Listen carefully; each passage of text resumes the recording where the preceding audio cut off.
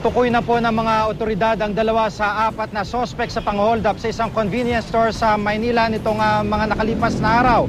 Ang mga suspect ay preso na mula pa sa Ozamis. Para sa karagdagang detalye, may live report si JP Soriano. JP? Sige, tama, ang 2 nakilalang suspect ay mga preso galing sa Ozamis sa siya rin palang suspect sa magkahiwalay na nakawan sa LBC naman sa Parañaque at Cavite. Gigi, ang 2 ay kinilalang sina Wilfredo Panugalinga alias Kulot at Raymar Taran.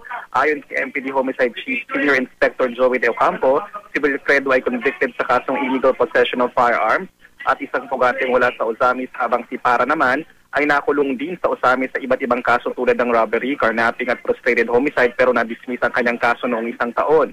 Gigi, posible raw na kasama ang 2 sa Ozamis robbery group na may parehong estilo ng pagnanakaw. Positibong kinilala ang 2 ng mga biktima at witness sa magkakahiwalay na nakawan at pang-hold up sa 7-Eleven at LBC.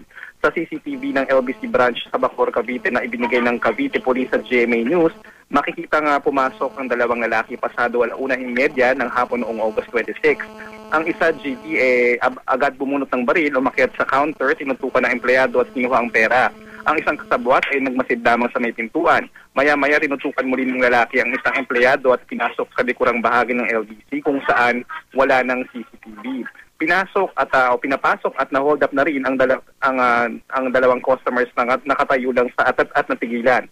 Tumagal ng 15 hanggang 20 minutos ang panloloob sa LBC sa Bacoor, Cavite, at ngayon, Gigi, tinutukoy ng pulis ang 2 pang kasama sa 7-Eleven robbery habang nakikiusap ang pulisya sa mga nakakakilala kay Paran at Wilfredo na ipagbigay alam sa kanila ang anumang impormasyon. At yan muna ang latest. Balik sa iyo, Gigi. Maraming salamat, JP Soriano.